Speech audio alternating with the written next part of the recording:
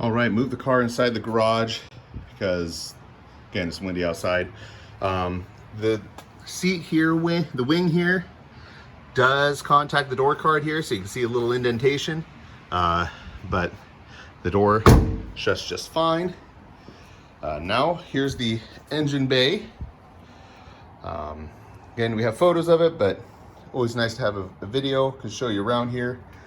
Here we have the turbocharger with the manifold and the turbine housing here are ceramic coated along with the downpipe. You can see the locking hardware here on the nuts. They're Inconel studs, so they shouldn't stretch. Got all the oil lines. Got this fancy heat shield that I had AR Motorsports fabricate for me to protect the brake distribution and master cylinder and all that fun stuff. Sleeves on the heater core. Heater works great. Like a lot of Miatas, the dipstick is missing this little loop thing.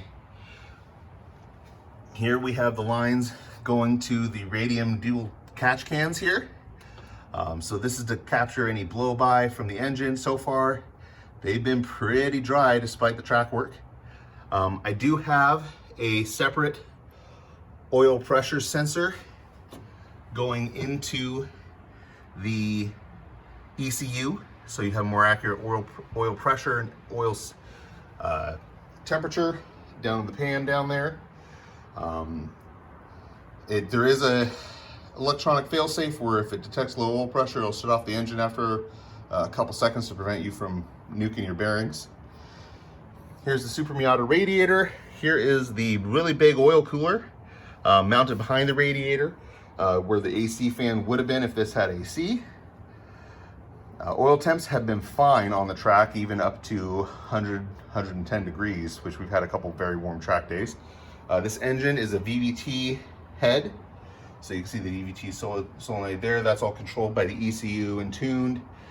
LS truck coils for more spark, prevent spark blowout. It does have a coolant reroute. So it's not a Super Miata one, but it's a machine spacer.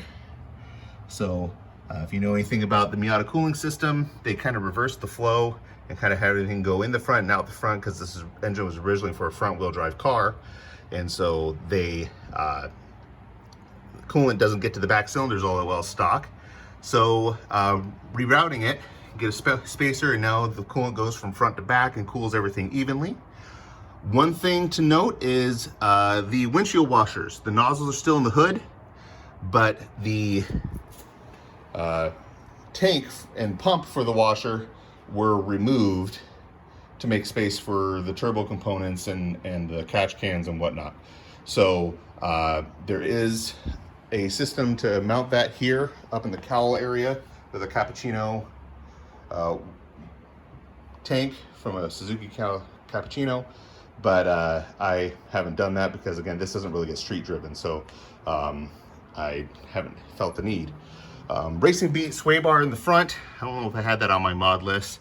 Here's the Super Miata damper down there, and in the back is a Super Miata sway bar. Got the Zeta adjusters here, single adjustable at the top. In the back, I've cut one of the partitions to allow your hand to get back there, and yeah, that's pretty much it. Pop-ups still work, so if we go in here, still got lights. So again, this is a car that doesn't really know what it wants to be when it grows up. Still has lights and everything for street use, but if you want to take it full track car, it's ready to go.